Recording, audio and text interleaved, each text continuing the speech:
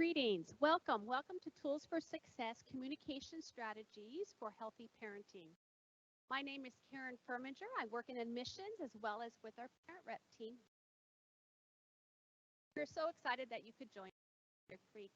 Our mission here is to provide a high-quality Christian liberal arts education in a nurturing environment that will enable each student to become the individual God intends. Because of our nurturing environment, our students are known. Also here at Bear Creek, we value the partnership with parents. We're here today actually to support you in the parenting journey. And we're not here to tell you how to parent. Today we have Rachael and Dave Urban with us. They've been here for a long time. They'll introduce themselves here shortly. But we're excited that they're willing to come and share some of their knowledge and expertise.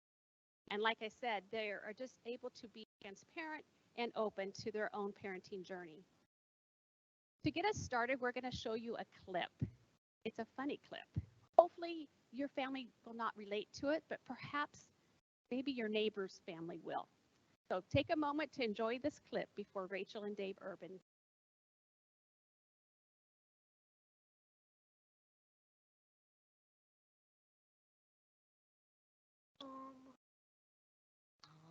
Making weird faces again. You have to. Yeah. Smaller bites, Dash. Yikes. Bob, could you help?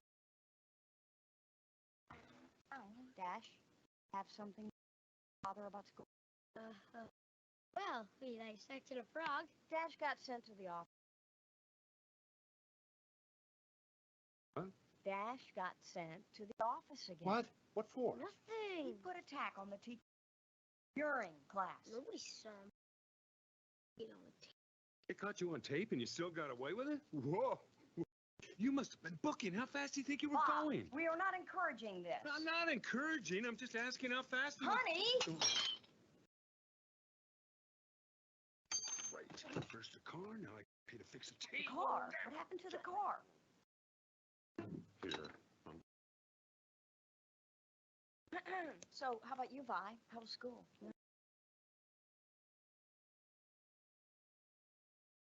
Well, it is leftover night. We have steak, pasta. What are you hungry for? Ginger. Shut up. Well, you are. Then shut up, you little that. Oh, she is. Do not shout at the table. Honey?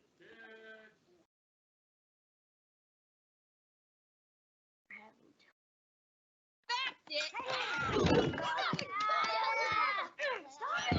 Gotta be. Stop coming in the house. No. Sit down. Ow! Hey, no force fields. You started it. You sit down. You sit down. You'll pay for Violet. Ow! Gazer beam. Bob, it's time to engage. Do something. Don't just stand there. I need you to intervene. You want me to intervene? Okay, I'm intervening. I'm intervening! Let go of your brother.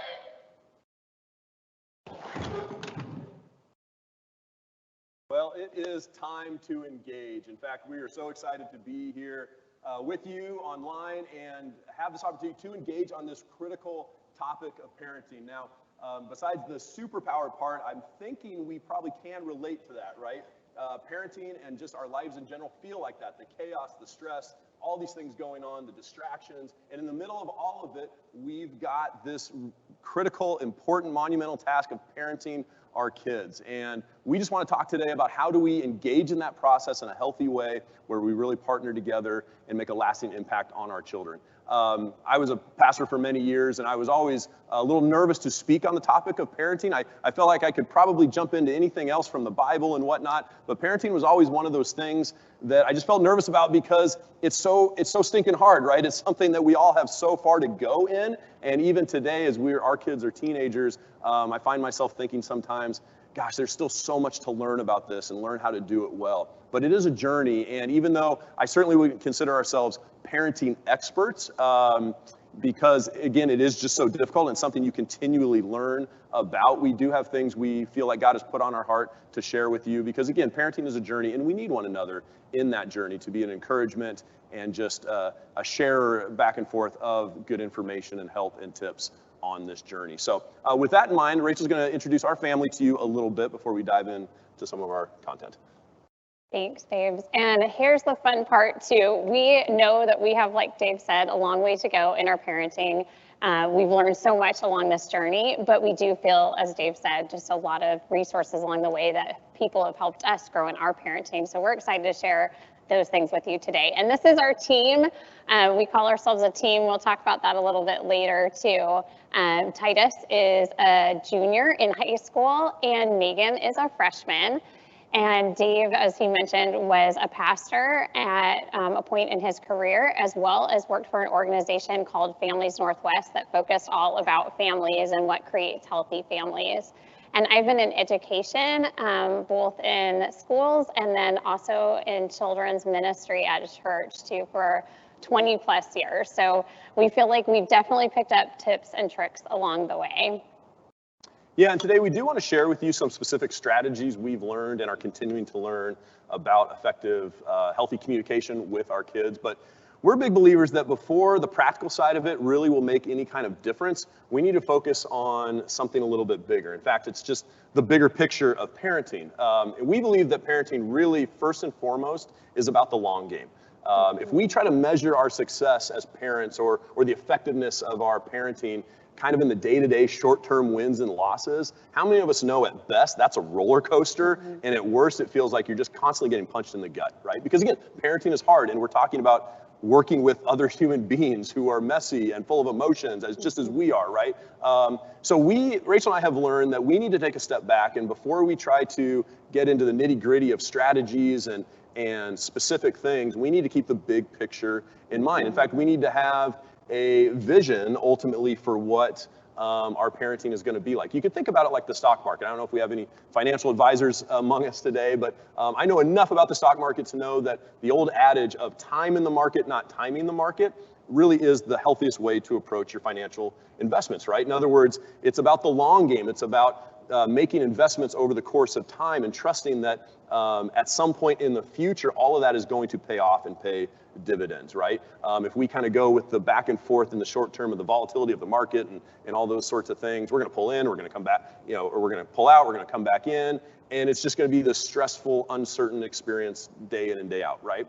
I think parenting is very similar to that. If we can keep this bigger picture in mind of ultimately what do we want our kids to become 10, 20, even 30 years down the line, all the day-to-day up and down roller coaster stress of parenting can sort of fit in its proper place. And it doesn't seem quite so overwhelming and quite so defeating at times, again, if we're keeping that bigger picture in mind. So the question I want to ask you guys today as we gather is, what is your long-term vision for your kids? In other words, what do you want your kids to become when they're adults in 10, 20, 30 years? And Rachel's going to share a little bit about kind of what we've talked about and prayed about over the years in terms of what we would love to see our kids become in the future.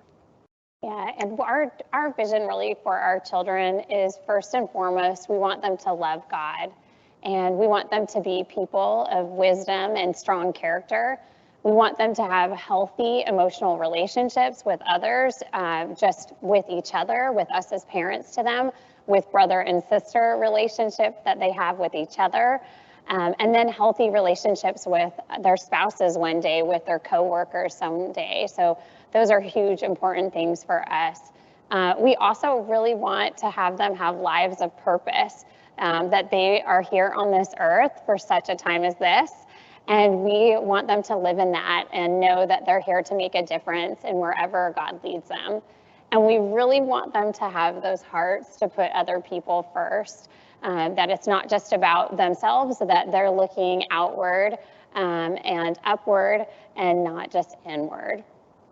Yeah, that's really good. And you might have a vision as you think about that question similar to that. You might articulate it in a different way or have other things you'd add or subtract from the list, and that's great. But the idea is, what is that vision that you have? Because again, we're going to be first and foremost about the long game in our parenting. But as we kind of settle on that and start to figure out what ultimately do we want for our kids, what do we hope they will become, then Rachel and I feel like there are some specific commitments we need to make in order to fulfill that vision long term, or at least help our kids fulfill that vision long term in their own lives. And a lot of these do come back to this idea of healthy communication and how we parent them effectively in that realm of talking and listening and all those sorts of things.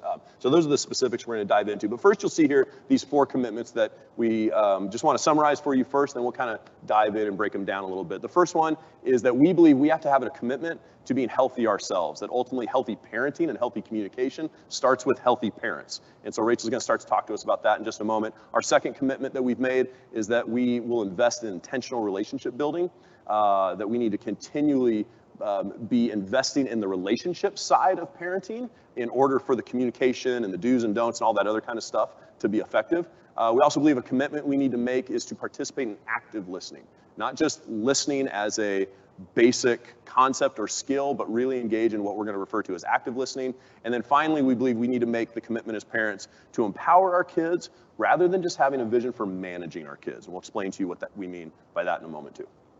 So first, to start us off, being healthy ourselves, you can think of that like being on an airplane and putting that oxygen mask on first. That's what we mean by being healthy ourselves. So watching how our communication is even within our own marriage, and making sure we're just being healthy individuals in all ways, physically, emotionally, spiritually. Yeah, there's a book of the Bible known as the letter from James in the New Testament, and James has a lot of great wisdom that we found very helpful in our parenting journey. And one of the verses we want to mention to you today is where James asks this question. It's a rhetorical question. He answers it himself, but I found it to be very helpful in all human-to-human relationships to ponder this question and his answer to it, but also to think a bit more specifically in terms of our parenting. So he asked this question. He says, what causes quarrels and fights among you? Again, he's just putting it out to whoever is listening to these, to Christians, young, old, parents, maybe not parents, right? The audience could be anyone, but he just asked this question. But then he answers it because he already knows ultimately what the issue is. He says, well, what causes fights and quarrels among you? He says, isn't it the war or the battles that are already waging within you? In other words, most of our conflict with other human beings, most of the problems and the struggles that we have can actually be tied back to something that's going on inside of us. That ultimately our issues aren't with other people, our issues are with ourselves and with God. And we need to figure out, how do we become healthy and strong in our hearts and our minds and build that healthy relationship with God in order to be healthy individuals for other people, to enter into communication and conflict and all the different aspects of a relationship in a healthy way that we might actually, in this case, be healthy, effective parents. So James has great wisdom for us there. And that leads us to the next part of that with healthy, just being healthy ourselves. And it's so easy to do as a parent, but when our kids have a negative attitude or they're upset about something, how we can let that be an emotional anchor for us and weigh us down, and really trying to separate what's going on for our kids and the emotions, the struggles they may have, the tantrum they might have, and really not letting that anchor us down or weigh us down. And then I also think of, for that last point for our being healthy ourselves, is what is in my life right now? Is there anything in my life right now that I am doing that I need to be not doing for the sake of my parenting? And for example, it could be going to the gym could be the healthiest thing for you right now because you need that space maybe from your kids, and you need to be in a healthy space in order to be the type of parent that you want to be.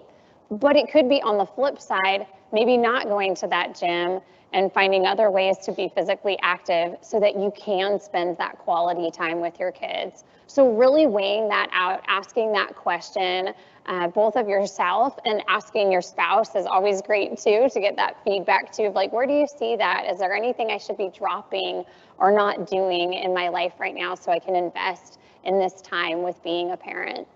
Yeah, because one of the great ironies of this is that it's very easy as parents to worship our children. We're only supposed to worship God, but it's easy to worship lots of other things. And as much as we love and want to invest in our kids, when we worship our kids, when all our feelings and our emotions and our happiness and our health are tied to their health and happiness, in other words, how they are ultimately determines who we or how we are, that's a problem. That's a recipe for us being unhealthy. We've got to flip the script on that. As parents, we have to first and foremost say, what am I doing to be healthy as an individual, mentally healthy, physically healthy, healthy in my heart, in the core of who I am, right? And when that's the case, when we are growing as healthy adults before the Lord, we can take a step back from all the messiness of our kids, right, as fallen human beings just like we are, and say, I can now enter into this conversation, this conflict, this whatever, from a healthy spot. And really, that's when we're most effective in our parenting. The other thing we want to talk about, or the next commitment we'd like to dive into, is this whole idea of intentional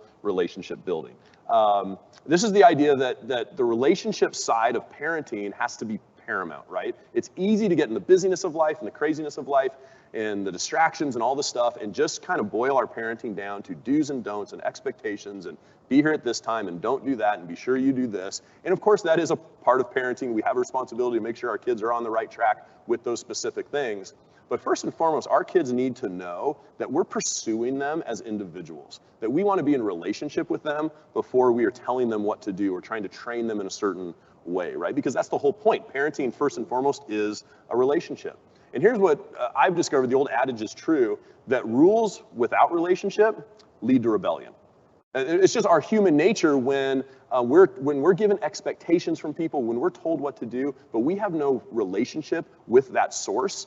It's very much just a human thing to push back against that, or even to flat out rebel against that. And we see this all the time with our parenting, right? If our kids are smart. They may not always be real mature, but our kids are smart. And they know what our priorities are as parents. And if our priority is just the do's and the don'ts, and this is what I need you to accomplish, and this is what I want you to be perfect at, and this is what I want you to stop doing, if they see that that's the priority and not the relationship itself, that I'm just intentionally investing in you, I'm getting to know you, I'm doing fun things with you, I'm experiencing life with you, they pick up on that, and it is going to be in their human nature to push back against us and those rules or those expectations and boundaries that we're setting up for their own good. It's going to be in their nature to push back against all that and even rebel against it. And what Dave was saying too, building off that, which is building that relationship capital. And what we mean by that is think of that empty jar that you could have in your mind of, this is my time with my kids. And I'm putting in a marble in that jar. I'm building that relational capital with our children. And that starts young. And don't think, if you're watching this and you're a mom or dad of a teen, don't think, oh, it's too late. I didn't do that when they were younger. It's never too late. You still have that opportunity to build that relationship capital. It looks different at different age groups for sure. But just intentionally spending that time thinking, how am I coming alongside my child?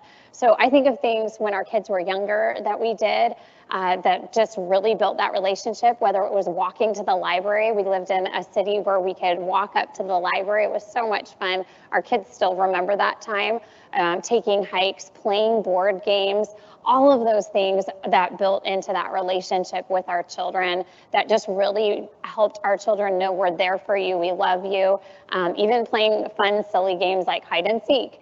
And I know if you're watching this, I truly believe many of you are already just doing that, but is there something more you could do too? You could think through that too. How am I helping build that relationship capital? So like Dave said, when I do have to take a withdrawal of like, oh, now we have to talk about something because there's a consequence, we have that bank of building in all those positive things with them, that we have that relationship with them.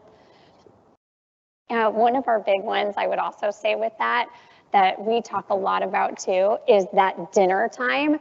Oh my goodness, hands down, we really have amazing conversations at dinner. And granted, when they were little, it was harder because it was kind of like the first scene of The Incredibles where mom's feeding, there's conversation going on. It was a little nutty, but still, and I've heard over and over again, we've seen studies from different organizations and universities about the importance of dinner time. You can just build that dinner time to talk about days or teach character. It's just amazing. So I would just really encourage you to try to protect that dinner time. And now that our kids are older, we talk about this as well, that it is a little harder to make sure we have all four of us together at dinner time. There could be a sports practice or dance thing or some social thing that's happening. But as much as we can, it's a great way for us all to come back together as a family and as a team. And now that they're teenagers, we're having some of the most significant, I'd say, theological, philosophical conversations we've ever had with our kids around the dinner table, right? Mm-hmm. It helps that they're learning some of this stuff maybe in school or talking about it with friends and bringing it to us, but it also just opens up that door. They're capable now of having these deeper, more meaningful conversations, and the dinner table just provides that. It's just like in the Bible where you see so much of community and meaningful talk happening around food, that doesn't change, right? And that's still true today. And so we just find you put some food on the table, you get everyone around the table, there's a good chance some very meaningful conversation is going to take place. Yeah, I love that. And the final part of that is also just adoration, warmth, encouragement, that we want to express those things when we're building intentional relationship. Kids can feel that from us, so it is putting the phone down, looking them in the eye, right? Building what we call awe. I heard a person talk about that, using that acronym of awe, of just using that to help with communication for your children so that they can hear the warmth from you, so that they know you're there for them. This picture that we have right here is when Titus was actually in preschool here, just so crazy now that he's a junior. And I think of all those times of trying to have that approachable spirit with him, that he can know, I'm coming to you with warmth, I'm coming to you to express encouragement, but we're also there for him to help guide and correct as well. And I don't think that's possible, again, without having that adoration, warmth, and encouragement. So thinking through as a parent how you can build that in. Yeah, that's really good.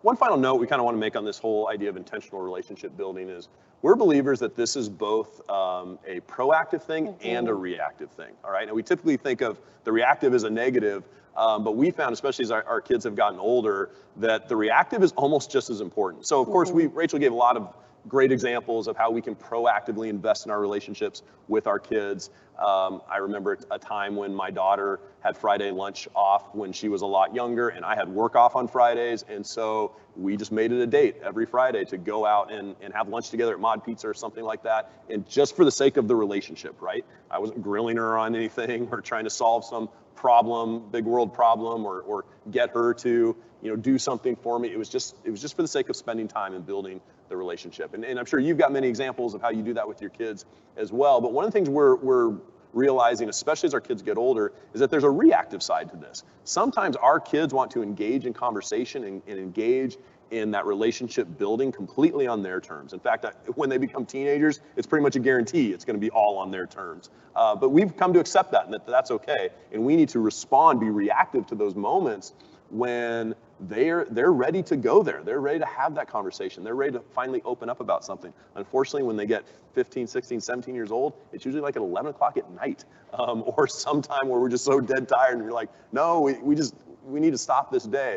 But you realize, no, wait a second.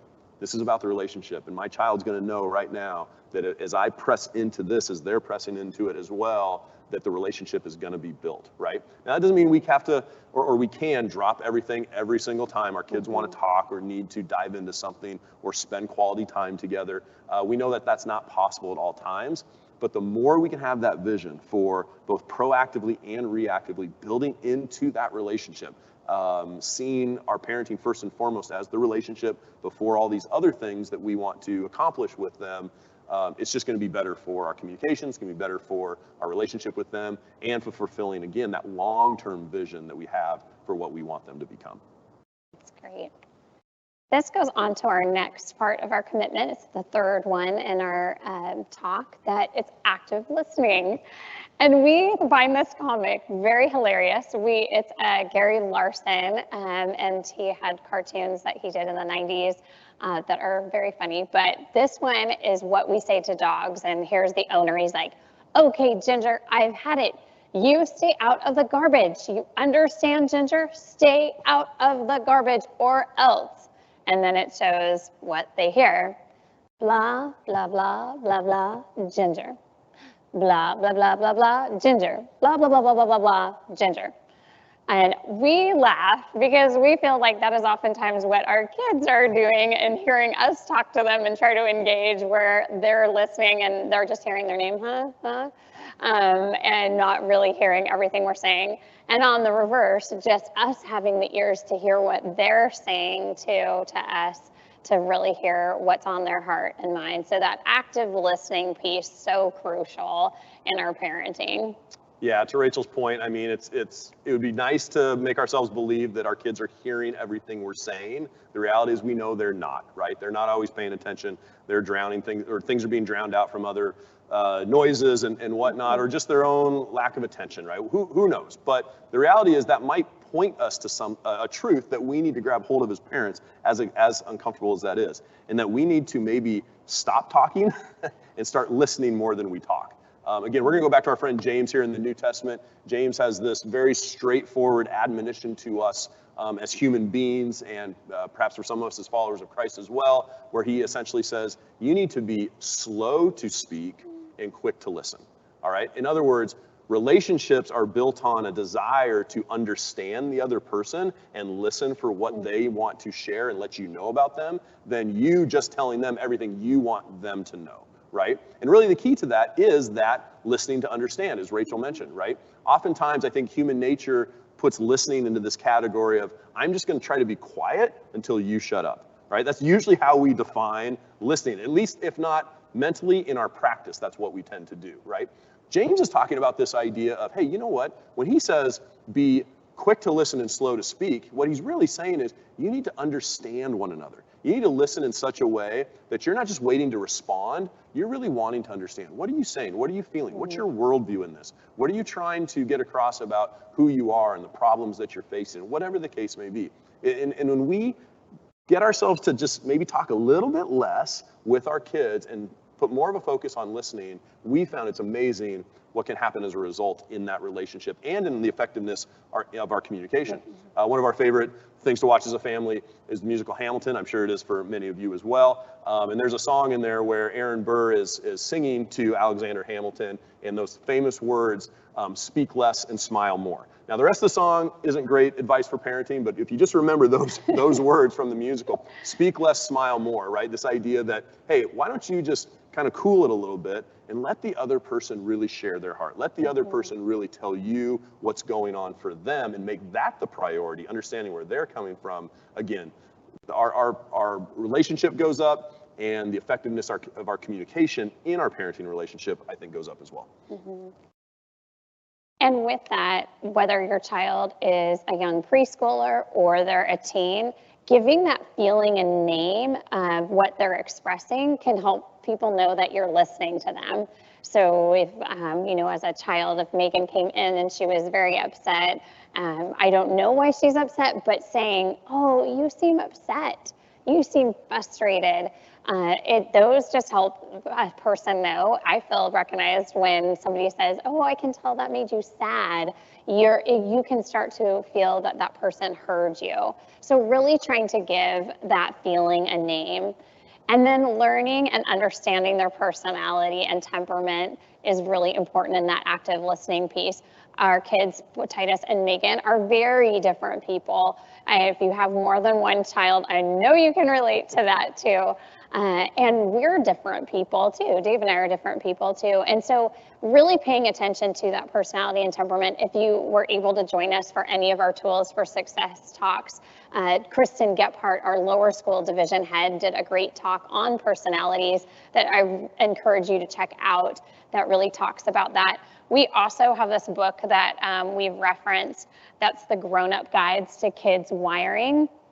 And it just goes through, if your child has this type of personality, and you're another type of personality, this might be a way that they would better receive that information. And so we really recommend this book if you're looking for another resource of parenting and figuring out your children's personality. I think this is a good one too for preschool through 12th grade, where again, it just really helps you hone in on how is your child wired, and then how are you wired, and then how does that impact my parenting. And then don't make assumptions. I think it's easy if they came in from, you picked them up from school and you ask them, how was your day? And they're like, I hate school. It's horrible. Don't make assumptions like, oh my gosh, what's wrong? It might be the worst day ever. We might need to not be here. Don't make those assumptions. We have those times, right? Like as adults where you can be like, it was a really crummy day. That did not go good, right? And it doesn't mean that everything is falling apart. So we try to say assuming the best from our kids with that, right? Letting kind of things unfold. We also, with coming out of school, if you have the school age kids that are elementary, they can say something like that just because in the moment they're feeling that way, but it doesn't mean the entire thing is not good. It just means that they might need a little downtime. I know one of our kids after school was not super talkative and just really needed space. And when we figured that out in our parenting, it made a lot of difference. It made us have healthier conversations because we weren't just trying to ask them, bombard them right away with a question. So just not making those assumptions with it. And then leading with empathy. I think that oftentimes we're like, why did you feel that way? Like, we don't need to feel that way, when that's not really honoring their emotion or their feeling, right? If that test was hard, I can tell that felt hard for you. I'm really sorry. That is tough, but let me know if you want to talk about that later too. So just letting that be the heartbeat of what we do is leading with empathy. Yeah, that's really good. Our fourth commitment that we want to encourage you with, and one that we're trying to live out as well, is to empower our kids. Instead of just trying to maybe manage them, right? Again, do this, don't do this, here's the box I want you to fit into, and all those expectations and all those little things. It's easy to kind of fall into that mindset with parenting, but I think ultimately, if we're trying to help them fulfill this greater vision for who they will become later on in their adult years, really our goal should be to empower our kids, not to manage our kids, right? In other words, to put power into them, to equip them to be thriving young people. Who will be healthy themselves and who will love God and have healthy relationships with other people and have lives of purpose and all those other things that we talked about, right, in terms of the vision that we have for our kids. I'll never forget when our son Titus was 6, 7 years old. He was really getting into sports and starting to kind of fall in love with the magic of getting to go to sporting events, which is magical. I love it too. And and so we had agreed, I forget the exact terms that were going on here, but essentially I told him, hey, I'm going to take you to this local high school football game. It's going to be so much fun. He was so excited, one of his first experiences with that sort of thing. And so I said, yep, great, we're going to do this. And then the time for the game came, or the day of the game came, and I was up in his room helping him kind of clean up some stuff, and we were looking at some things together. And I went to like take the sheet off his bed or maybe put it back on or something, and I noticed all these cupcake wrappers were shoved down between the mattress and the wall. And I thought, oh my gosh, first, this is gross, but second, like, what is going on here?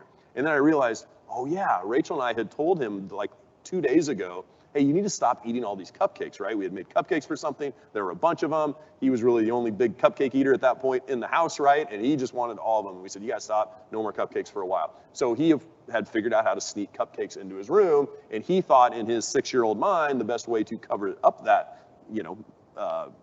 mistake or whatever was to take the cupcake wrappers and shove them between the mattress of the bed and the wall. So I discovered this, and somehow by God's grace, I didn't flip my lid, I didn't get upset, I didn't get frustrated with him. I just simply looked at him and said, hey son, here's the reality. You decide to make a choice, and choices have consequences. And so I'm gonna need to not take you to this football game because you chose to disobey mom and I. And it was very upsetting to him, of course, but it was a lesson for me in that moment, right? That if I am teaching him, not getting emotionally frustrated, not getting angry, not letting myself kind of just get in a whole tizzy over something, but if I'm calmly just teaching him about choices and consequences, that's going to empower him as he continues to grow to really understand, oh, this is how life works, and this is how I can thrive as an individual, is to make good choices so I have good consequences as a result. And there's an old kind of tried and true method or strategy for parenting that Rachel's going to talk to you about that I think unpacks that a little bit more. And that with giving choices. And we really love Love and Logic. If you haven't been able to hear about Love and Logic, it's a great discipline strategy book that really talks about letting our kids have those choices. Again, with Titus's situation with the cupcakes, he probably doesn't even remember it anymore. We remember it as parents. But what's great about that is we should never be surprised, right? Oh my goodness, our kids did something that they shouldn't have done, right? But you are, because you think, well, you're raising this child and you're trying to tell them to do the right thing. but kids will make mistakes and they will mess up. So being a safe spot for your kids also helps empower them, but also giving that line of, oh, but here's still what we need you to do. So highly recommend check out that Love and Logic. There's books on it. There's also, you can watch online YouTube things as well with it, but really great resources. They have both an early childhood one and then for your teens and just an elementary age as well. So Love and Logic, all about choices. Example of that again would be we're going outside with their preschooler and they're like, I don't want to go outside and hold your hand. Well, I need you to hold my hand right now because we're going to cross the street and I need you to hold my hand. No, I don't want to hold my hand. That's okay. You don't have to hold my right hand. You could hold my left hand. So you can give them choices in that to help empower them so that they can make those choices that are the healthy choice that we still need to enforce. And choices are super powerful. If you're a preschool, if you have a child that is preschool age, and many of you who might have those children know some of your greatest battles for choices are going to be around food, because it's something they can control, going to the bathroom, and what they're going to wear, and then bedtime and sleeping, because those are little things they can control. So giving our kids as many choices, especially in that preschool time, will just help them feel more empowered that they can make good choices, that you're help guiding them in those choices, and really like stewarding that along their journey as they're learning. And then we talk about speaking empowering words over our children. Dave and I, again, we feel like the most important thing for our kids are knowing you are safe, you are known, you are loved, but you are called and you are capable. And that comes from a book that we also reference called Discipline That Connects with a Child's Heart. And this book, I really think, lays just a great foundation of those 4 principles so that our kids are going to make mistakes again, but we're not just going to let them stay in those mistakes. We're going to help call them to a higher sense of purpose and being with that. So that's really important for us with that as well. And then the final thing with that for empowering your kids, we have more to talk about with that, but the final thing on this slide is just validating their feelings. Again, not all of a child's actions are acceptable, but all feelings are valid, right? So not all of their actions of what they want to do or express are okay, but all of those feelings are valid. And a way that you can help, yesterday I was talking with a preschool family that was asking about their child was upset, their other child was noticing how they're upset and it impacts their family. And we were talking about, well, what do you do in those situations where helping that child realize we need to kind of change out of that behavior, right? Those are times where you can approach your kids when they're not upset, before they have like a tantrum, for example, and go, hey, I'm noticing that this is a problem. Like, we've been having tantrums when you get upset.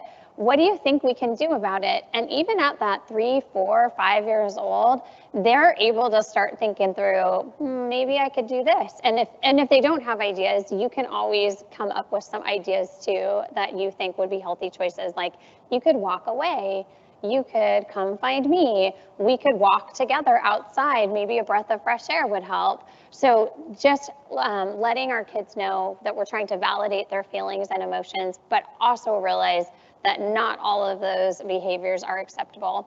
And same thing with our teens, right? They're allowed to have that roller coaster of a day, but I can speak up and say, oh, that's not how we talk to dad after school, because I can tell you're upset about something that happened at school, but that's not how we treat dad, or that's not how you treat your brother, or that's not how you treat your sister. So really calling our kids out on those things so that it is empowering for them of taking control of their own emotions and feelings. Yeah, that's really good. We're going to go through a couple more here, because this is that one commitment where you just sort of, as time goes on, right, and you read more books and you have these experiences, you just sort of continue to build up sort of this database of ideas on how to truly empower our kids. So another one is just really helping our kids understand the true nature of conflict, because again, so much of relationships is conflict, but that's something we actually want them to understand, is that conflict isn't a matter of if, it's a matter of when, right? If we are going to choose to be in relationships with other people, and parenting is certainly a relationship, right, between us and our kids, there will be conflict. The key is how we handle it, right? I think it's easy to sort of, on the one side of things, maybe try to create a conflict-free home where we never speak the truth to each other because we don't want to hurt each other's feelings, or we never really talk about deeper issues because it could get uncomfortable. That's unrealistic, and frankly, that's not really healthy anyway, right? So that's one side of things that we can fall into, or we can embrace conflict but do it really poorly, right? That's sort of the other extreme, that we don't have good conflict resolution skills, that we don't really understand maybe what the Bible teaches us about human nature and how we overcome conflicts with one another and all those sorts of things. So one of the most empowering things we can do for our kids is not try to get them to think that conflict is bad, or you can somehow manage a family or relationship in such a way where you don't have conflict, but really train them up to recognize conflict is inevitable, but the key is how you handle it. What do you do with conflict when it arises? And that's a whole other set of skills that we go to in as well, but that's certainly something I think that we can take an initial step of really challenging our kids and empowering our kids to understand that conflict is just a reality. Let's work together on how to do it well, right? Another one that we talk a lot about and try to live out, and this is difficult, especially for me. I found that as our kids get older and they start to do all these extracurricular things, and they start talking about college, and they start having all these things they want to be involved in and dreams for their life, it's easy to get into this mode of, oh yeah, let me help you get perfect at that thing, or let me praise you for your performance in this area on the court or in the dance studio or whatever it may be, right? And that's good for kids to develop skills and follow their passions and accomplish great things. But at the end of the day, what's going to set up our children for greater success in the long term? What's going to help them actually become those people that we really desire for them to be when they're adults? And that's to focus more on their character than their performance, right? That we're talking to them and emphasizing those things that are going to be the things that carry them throughout their entire lives, that other people will look at and say, oh, those are healthy people to be in a relationship with. Those are the type of people I want to emulate. Those are the people who make a difference in the world and love their neighbor well and all of those sorts of things, right? People of forgiveness, compassion, courage, all those things that we've been talking about. And so again, we've just found it's really easy to fall in that trap of, boy, it's all about the performance, right? Did you get the A? Did you score enough points? Did you do all these things? When what we've learned is what our kids really need to hear from us is, hey, how can you grow in your work ethic? How can you become a more compassionate person? How can you not get a perfect GPA, but be sure you're always working on growing as a student, right? What new skills are you learning? How are you becoming effective with your time, whatever the case may be. It's these character issues that ultimately will help them become, again, thriving adults, not did they perform to some standard that we just made up for them or they made up for themselves, right? That ultimately doesn't empower them to be the people I think we all want them to be in the long run. And then finally, I want to just mention this one as well when it comes to empowering our kids. Our kids need to hear us, at least every once in a while, apologize. We are imperfect. We make mistakes. And if our children never hear us say, I'm sorry, I screwed up, that's a problem, because they're going to get a twisted, distorted view of how parents should be with their kids, or an unrealistic view of ultimately what adults somehow become when they get to be 30, 40, 50 years old, right? We know as parents, we know as human beings who are much older than our kids, right, that we still make mistakes, that we can still mess up, that we can still hurt each other. And one of the most powerful things we can do for our kids is to look them in the eye when we've made a mistake. It needs to be authentic, it needs to be real, but when we've done something wrong, especially towards them, and say, I'm sorry, I apologize. When I became a pastor years ago, but before we had kids, I was a little nervous about sort of the old stereotype of pastors' kids rebelling against their parents, and in some cases even leaving the faith. Now, I think media and our culture has overblown that a little bit as I've kind of gone on and learned more about that. But I also found that there was some truth to that was happening for certain kids and parents. And I started doing a little research on that and read some articles and some studies that they had done. And one of the things that they found when it came to kids who were kids of pastors who were starting to push away against their parents and ultimately maybe even walk away from the faith, one of the things that these kids would tell these researchers was, my mom or dad, right, as a church leader, or my dad as a pastor or whatever, I never heard them ever say they did something wrong. I never heard them apologize for anything. And then what it did was it sort of gave them this weird view of God that ultimately humans, to be good Christians, are going to have to be perfect. And then that's this status that these kids just felt like they couldn't live up to. And then all of a sudden they just threw the baby out with the bathwater and said, maybe this whole God thing isn't real, right? Kids need to hear us, whether we're pastors or not, it doesn't matter, need to hear that we are human and that we still make mistakes. And one of the healthiest things we can do as individuals is when we own up to our mistakes, we make amends for our mistakes, we say we're sorry when we've done something wrong, and that is such an empowering thing for our kids to hear from us. Our last part for empowering kids comes with focusing on their strengths. We know, again, between our two kids, they have different strengths and abilities. And so really trying to hone in on those for them so they can start to go, oh, that is something I like, or that is something where I enjoy. But really looking at those to help give them that encouragement in how God designed them to be. And then the next one we talk about is don't interview for pain, for empowering our kids. And again, that's kind of that concept that we talked about earlier, but when you're picking up a child from the school and they're like, oh, it was a terrible day, what happened, right? Just letting some of that stuff play out, that sometimes in the struggle, and when we try to intervene in that, sometimes we make it a little bit messier because it can help them kind of own those things. I've shared this with some people before, but I think I used to be more afraid of our kids having conflict or failing in something or not doing it the way that I thought it should be done. And what I constantly go back to is trying to give more and more of that away. And again, not that you want to completely release a toddler or a preschooler or a teen, right, in certain situations, but letting it be like a rope that sometimes I'm releasing it more and sometimes I'm pulling it back in. And so trying to really do that, and again, not interviewing for that pain. And the final point on that with empowering our kids is being a signpost for Jesus. And what we mean by that is having our kids learn from other people besides us. And that's where we are truly thankful for the Bear Creek School. Both of our kids go here, and we've just watched how teachers have come alongside our kids in a way that we roll with them, but they're truly like mentors for our children. And we've watched different teachers, whether it was from first grade to 8th grade to 12th or to 11th grade, just speak truth into their heart. And so not being afraid of letting those bright kind of people that have that microphone in their life, right, speak truth into them. But us as well, giving them those resources to point them back to Jesus. Because the sad truth is, and this is a sad one for me, and I will be crying when this happens, is that Titus is going to head off to college here very soon in the next year and a half. I will be sad. I will be very sad. But we want them to know, and from an early age, we started teaching them Bible verses like Joshua 1:9, God is with you wherever you go. I sadly don't get to be there for all those parts for Titus, and I sadly won't get to be there for all those parts with Megan, but I want them to know that God is always with them wherever they're going.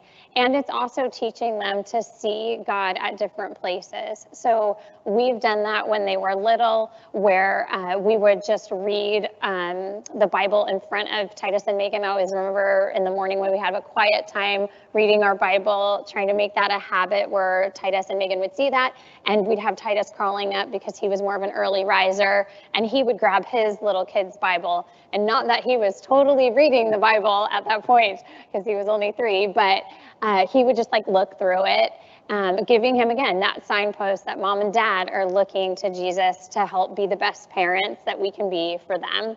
And then also, even now as they're teens, one of our favorite things to do with each other, all of our kids have phones, and we will text them different things about podcasts that we've heard that are like, you have to check out this podcast. It's really amazing how this person is following Jesus and what they're doing. And so just showing them in the world places to go and resources that aren't just us telling them what to do, but it becomes an outside resource for them that gives them that power and encouragement to live those lives where they can go out and serve the world.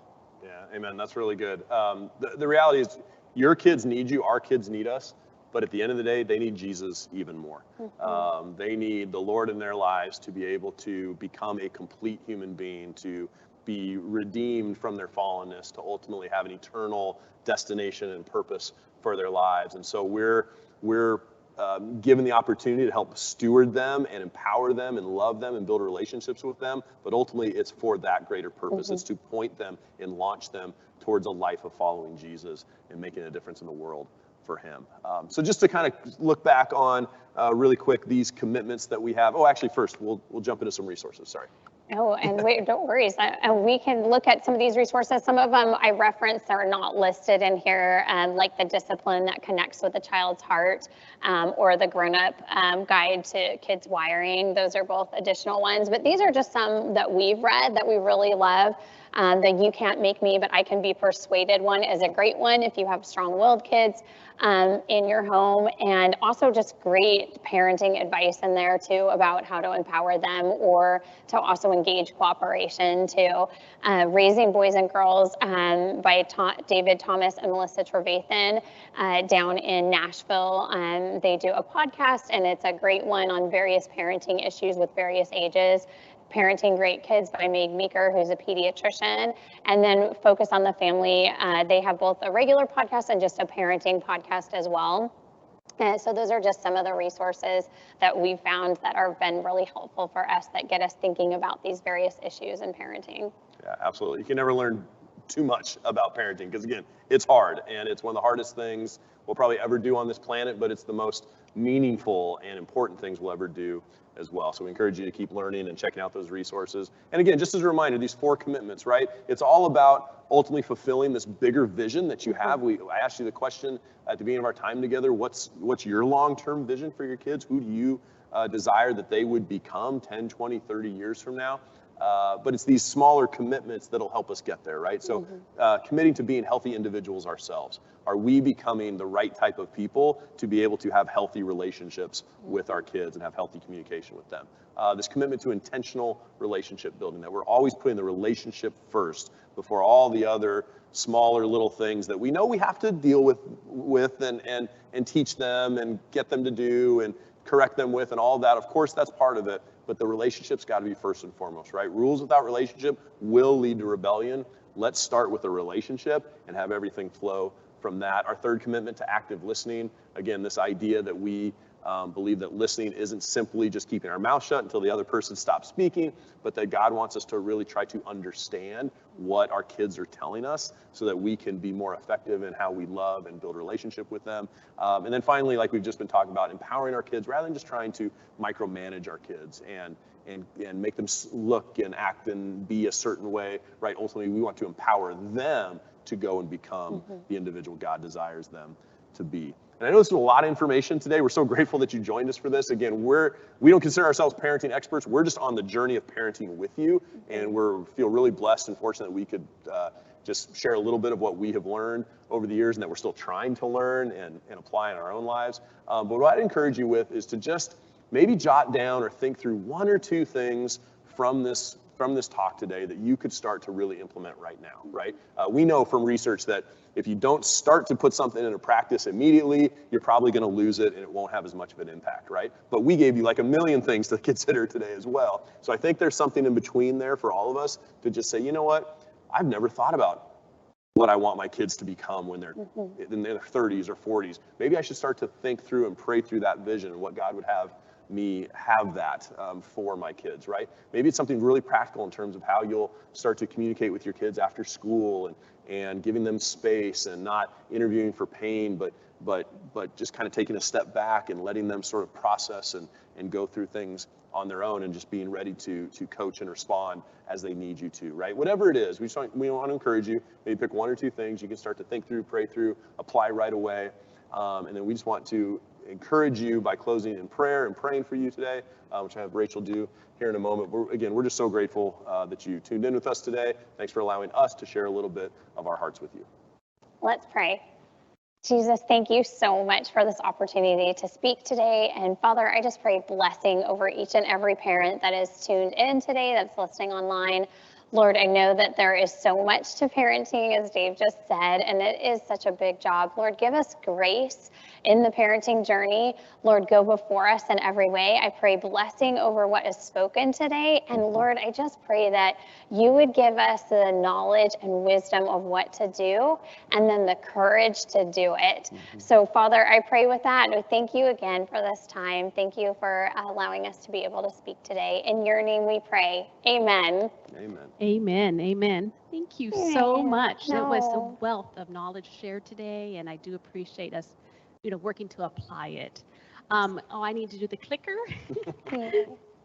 And we just want to thank you all for coming. You all will receive the PowerPoint and recording tomorrow along with the survey. So be looking for that in your inbox.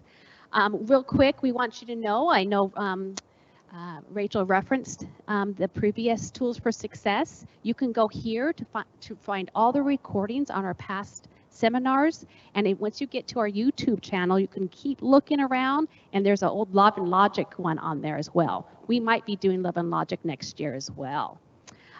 Also, we had the podcast with great topics. Feel free to check that out as well.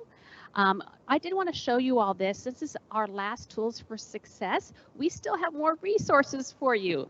So if you can go here, anybody can, and you'll see some parenting resources. And if you're part of our school, you'll have a password that you need, as you know, to get on our website.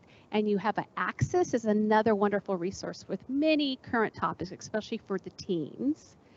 Also, for those of you who are still interested in our school, we have Discover Bear Creek. We have many open houses already recorded, so just be at home and you can check us out more. We do want to let you know that we have an admissions department. You feel free to reach out to them as well.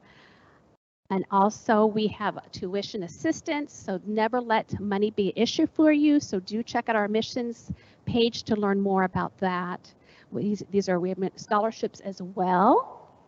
And finally, do contact our admissions department. You can do an informational session if you like, and a group tour. So if you want to learn more about us, there's many ways.